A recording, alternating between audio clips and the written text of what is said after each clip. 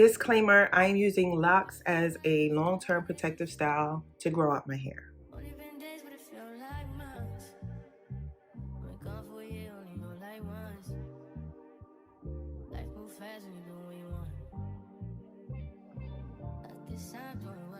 Hi Sugarfoot, let's sweeten this journey to growth and talk about why I started my locks. So after I gave birth to my son, I developed a bunch of conditions. I developed two conditions that made it difficult to style my hair. Number one, I developed seborrheic dermatitis, which is when there's a buildup of yeast on your scalp due to oil or stuff like that. And it causes me, because it's different symptoms for everybody. I get itching, burning, I get like lesions all over my scalp that feel like my head is on fire. So itching, burning, swelling, lesions, and then after a while it'll start to scab and flake, and they're like huge flakes. So I have to find a way to style my hair without exacerbating my seborrheic dermatitis. On top of that, I also have an acrylic allergy. If you are into skincare products or are familiar with looking at product lists, you know that acrylic is in, I want to say 60 to 70% of the products on the market that are in skincare, hair care, and makeup.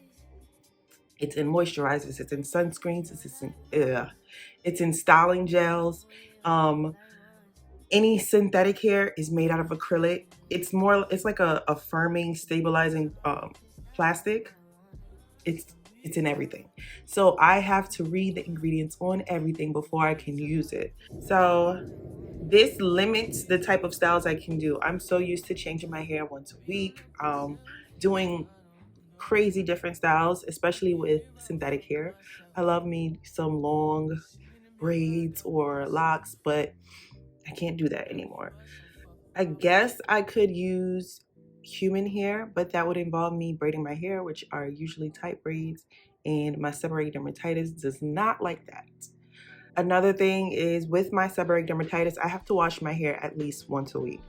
And anybody that has loose natural hair that is short, you know that wash day being once a week is annoying, because having to comb your hair, detangle your hair once a week, Lord, that is not something that I look forward to at all. So it just made sense for me to start my locks at that moment and just use it as a way to grow my hair out. Plus, I'm not a big fan of the way short natural hairstyles, like completely natural hairstyles, look on me. I don't really care for how they look.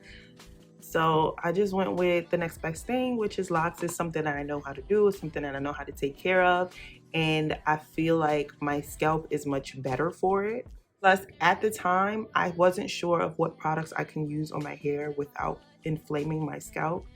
And I know that with locks, you don't have to use like heavy butters or anything like that. I can just shake and go. But in the future, I do plan on experimenting after I comb out my hair, because I do plan to comb them out. After I comb out my hair, I do plan on experimenting with different products to see what does and doesn't exacerbate my scalp. I just did not feel like doing that with my hair being so short. It was just too much. I hate dealing with short natural hair. It's the bane of my existence, especially if I can't just put it in braids. Dealing with it on its own is not something I'm used to, and that wasn't something that I wanted to deal with. So I started my locks. If you watched this far, like, comment, subscribe, and hit the notification bell so you can be notified when I upload. I'll be doing an entire series on locks, mental health, and learning Spanish, because I want to be fluent in that soon. Another reason that I started my lock journey is because I have an issue with committing to a journey, period. There's so many things in life that I've started, and after a while, I just never completed it. I'm like Professor Calamitous. Like, I have this genius idea and I'm so excited about it at first, but once the initial endorphin rush wears off, I no longer care, so I don't put as much effort into it. Like my YouTube channel. In the beginning, I was posting like once a week or multiple times a week actually, And then after a while, I just fell off, which is why my view count is so low right now, but my subscriber count is high. It's a conundrum, but I'm trying to build consistency in myself, and I feel like having locks would do that, because as you guys know, I've started 12 different journeys and I've never gotten past month 6. I finally made it to month 6. I'm almost at month 7 right now. So I'm forcing myself to get out of my comfort zone and commit to stuff, and my locks was one way for me to display that to myself, like I can do this. Like right now I'm completing a degree that I started a long time ago. I'm finally completing my degree, finally sticking to a lock journey. I'm finally posting consistently on my YouTube. I'm just trying to commit to some sort of growth within myself and seeing consistent progress.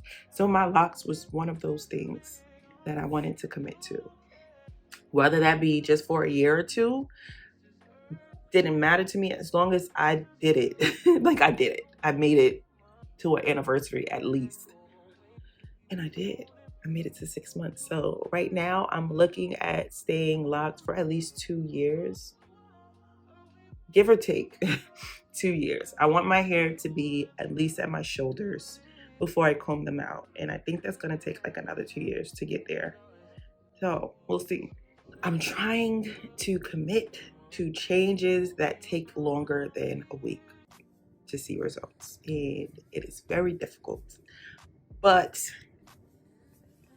if my locks are telling me anything, it is possible, and I need to have patience. I think those are the main reasons. Seborrheic dermatitis on my scalp, which is very annoying. Acrylic allergy, which is in everything. And committing to something. I'm trying to commit to completing projects, to completing what I started. And that is what my locks kind of signify for me right now. See you in the next video. Stay sweet and keep growing.